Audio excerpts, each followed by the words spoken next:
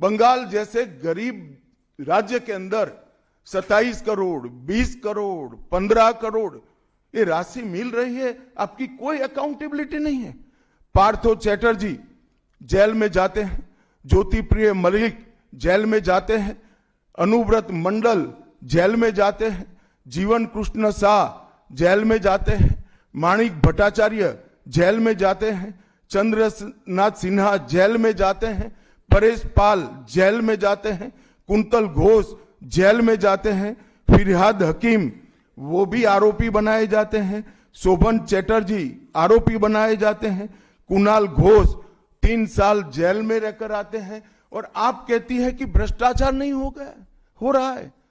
आप आंख मूंद लिए ही हो भ्रष्टाचार के लिए, मगर बंगाल की जनता अपनी आंख बंद कर कर नहीं बैठी है।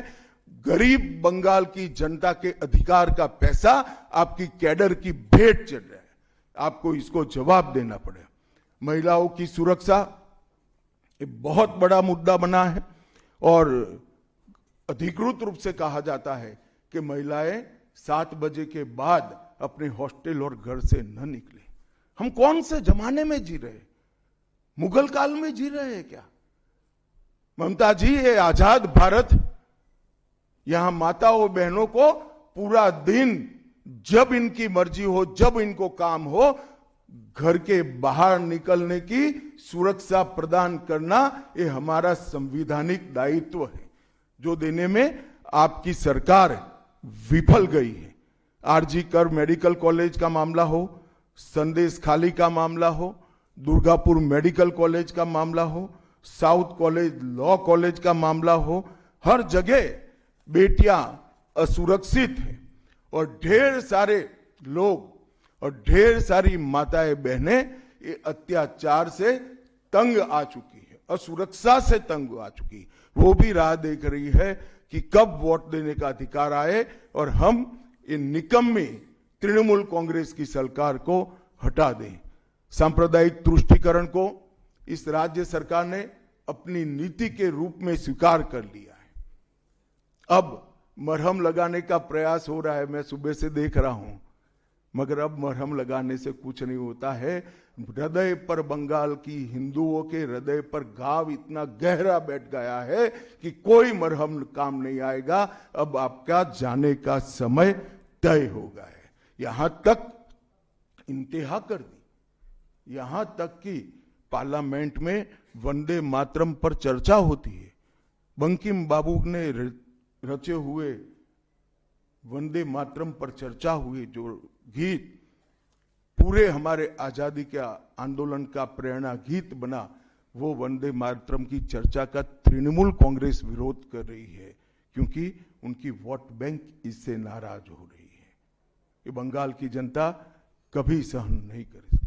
एक जमाना था मित्रों कि भारत के जीडीपी में बंगाल का योगदान 10.5% था और तीसरे नंबर पर था। जीडीपी में योगदान की दृष्टि से हमारा बंगाल तीसरे नंबर पर था। तीसरे नंबर पर से सरक कर ये 49 साल में वो 22वें नंबर पर आ गया। अब नीचे कोई जगह ही नहीं बची। बंगाल का इतना आर्थिक पतन कभी नहीं हुआ है। ये कम्युनिस्टों के शासन के पहले, तृणमूल के शासन के पहले प्रति व्यक्ति बंगाल की आय राष्ट्रीय औसत से 127% ज्यादा थी। 127%। देश में नागरिक 100 रुपया कमाता था तो बंगाल में 127 रुपया कमाता था। आज देश का नागरिक 100 रुपया कमाता है तो बंगाल का नागरिक 73 रुपया कमाता है। ममता जी, आपको इसको जवाब देना पड़ेगा। हर प्रकार के उद्योग की शुरुआत एक जमाने में इस सुजलाम सुफलाम भूमि से हुआ था और इसी के आधार पर सोनार बांग्ला की परिकल्पना की जाती थी। वो बंगाल में आज भ्रष्टाचार, घुसपैठ और टोलबाजी के कारण सारी इंडस्ट्री वापिस जा रही है। केंद्र सरकार की योजनाएं लागू करने में उनको अपनी वोट बैंक गंवाने का डर है। पीएम किसान देरी से लागू किया, बंगाल के किसानों का 10,000 करोड़ रुपया चला गया। आयुष्मान भारत आज तक लागू नहीं किया और बहुत आयुष्मान भारत से बहुत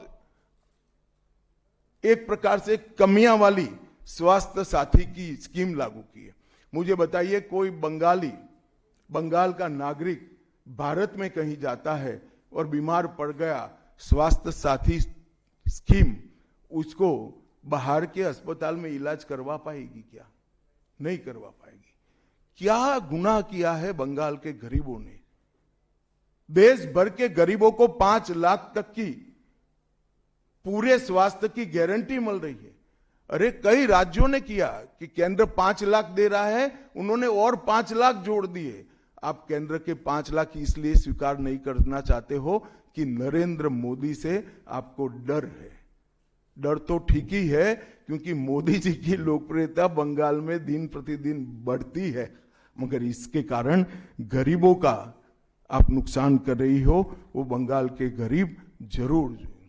हिंसा और प्रतिशोध की राजनीति, पूरा देश ऐसी आशा करता था कि यहां से कम्युनिस्ट जाने के बाद हिंसा और प्रतिशोध की राजनीति समाप्त हो जाएगी, मगर हुआ उल्टा। इन्होंने तो कम्युनिस्टों को भी अच्छा कहला दिया। मित्रों, अब तक 300 से अधिक भारतीय जनता पार्टी के कार्यकर्ता मारे गए हैं। 21 के चुनाव के बाद लगभग 3000 कार्यकर्ता विस्थापित बनकर आज भी अपने गांव में नहीं लौटे हैं। उनको दबाव बनाया जाता है कि आप तृणमूल का झंडा उठाओ तभी गांवों को रहने देंगे। क्या ये स्वस्थ लोकतंत्र की निशानी है? कोई व्यक्ति अपने किसी राजनीतिक दल में काम करना है, वो स्वतंत्र रूप से तय नहीं कर पाएगा। वो ममता जी मुख्यमंत्री की चैम्बर से तय करेगी क्या? ममता जी, जितना भी प्रताड़ना करना हो करो, बंगाल की जनता अब तय कर बैठी है। इन्होंने भाजपा के कार्यकर्ताओं को हर तरह से प्रताड़ित किया, यहां तक कि महिलाओं पर बलात्कार भी किए गए। मैं अपना रिपोर्ट नहीं दे रहा हूं, नेशनल ह्यूमन राइट कमीशन का रिपोर्ट है। इसका भी जवाब ममता जी को देना पड़ेगा। ममता जी ने सारी संवैधानिक औचित्य को समाप्त कर दिया। किसी भी राज्य में प्रधानमंत्री जाते हैं तो वो देश के प्रधानमंत्री होते हैं। कई राज्यों में हमारी सरकार नहीं, कहीं ऐसा व्यवहार नहीं होता। वंदे भारत ट्रेन देने प्रधानमंत्री आते हैं, ममता जी स्टेज पर नहीं जाती है। कई प्रकार के भारत सरकार के सुप्रीम कोर्ट के आदेश से बने हुए, मेरी बात ध्यान से सुनिएगा, सुप्रीम कोर्ट के आदेश से बने हुए भारत सरकार के डीओपीटी के रूल्स ये तोड़ देती है, मरोड़ देती है। डीजीपी और मुख्य सचिवों की अपॉइंटमेंट में मनमानी करती है। रिटायर्ड होने के बाद सलाहकार बनाकर प्रॉक्सी डीजीपी और प्रॉक्सी सीएस बैठाने का काम करती है। ये 34 साल कम्युनिस्टों का शासन और 15 साल टीएमसी का शासन, ये केंद्र विरोधी मानसिकता बंगाल की जनता में खड़ा कर हमारी संविधान की स्पिरिट थी, उस स्पिरिट का कंप्लीट इन्होंने अनादर करने का काम किया है। ममता बनर्जी के शासन में सिंडिकेट, तोलबाजी, कट मनी, न केवल वो सिस्टम को बढ़ावा दिया है, यहां कमाई करने का अधिकार एक ही व्यक्ति को है, भाईपो को है, और किसी को कमाई करने का अधिकार नहीं है। सब में हिस्सेदारी देनी पड़ती है। बंगाल एक जमाने में सब बात में सबसे पहले था। सबसे पहला मोटर कारखाना पश्चिम बंगाल में लगा। सबसे पहला पावर प्लांट 1887 में बंगाल में लगा। सबसे पहली कोयलरी बंगाल में आई। सबसे पहला स्टील प्लांट बंगाल में लगा। देश की सबसे पहली हाई राइज बिल्डिंग बंगाल में बनी। देश की सबसे पहली जूट मिल बंगाल में बनी। देश की पहली मेट्रो ट्रेन बंगाल में आई। एक ही शहर में 2 पोर्ट एक ही जगह है, बंगाल में है। और देश की सबसे पहली आधुनिक यूनिवर्सिटी कलकत्ता यूनिवर्सिटी भी बंगाल में बनी। और विश्व प्रसिद्ध विश्व भारती यूनिवर्सिटी भी, जिसने भारतीय शिक्षा के कंसेप्ट को जमीन पर उतारा, वो भी बंगाल में बनी। मगर ममता जी, आप गौरव मत करिएगा, इसमें से कुछ आपके समय में नहीं हुआ है। ये जो करने वाले थे, उनके पूरे रिदम को इनकी लय को, बंगाल की विकास की गति को तोड़ने का आप काम करें। बंगाल आज इंडस्ट्रियल रूप से कंप्लीटली बर्बाद हो चुका है और ये आपके शासन में ही हुआ है। आधा अधूरा तो कम्युनिस्ट बेचारे कर गए थे, आपने तो पूरा ही समाप्त कर दिया।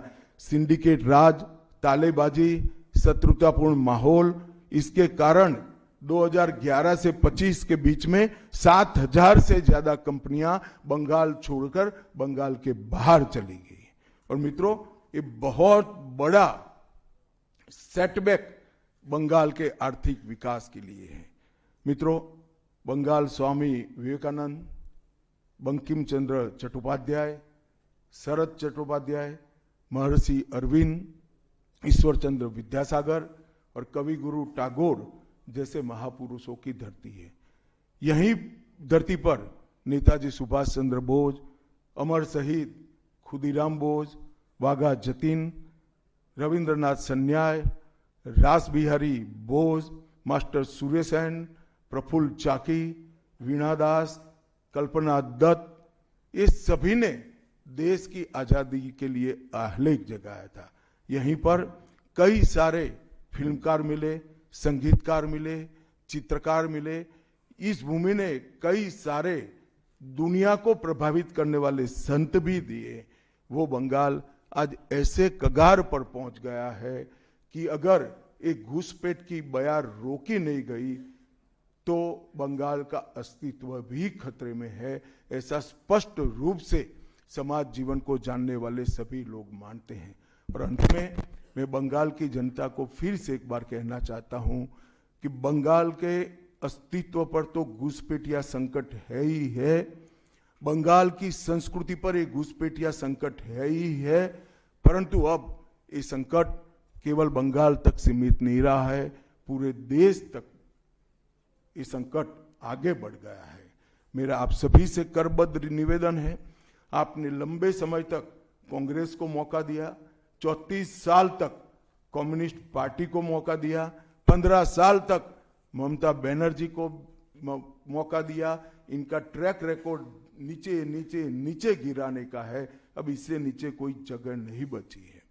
और भारतीय जनता पार्टी का रिकॉर्ड है, जहां भारतीय जनता पार्टी की सरकारें आई वो राज्य बीमारू राज्यों में से समृद्ध राज्य बनने की कगार में आगे बढ़े हैं।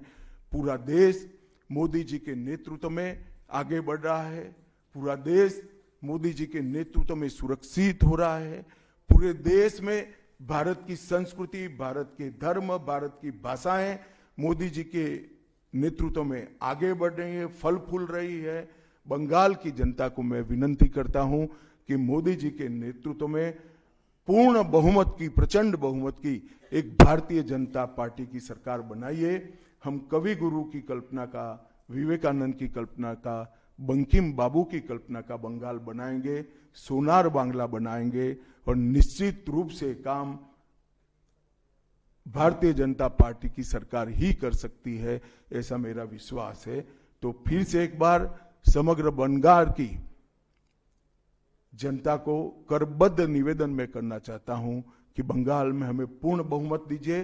बंगाल और पूरे भारत को सुरक्षित करने के लिए ये चुनाव में बाकी सारी चीजें छोड़कर भारतीय जनता पार्टी को जिताने का काम करिए। धन्यवाद।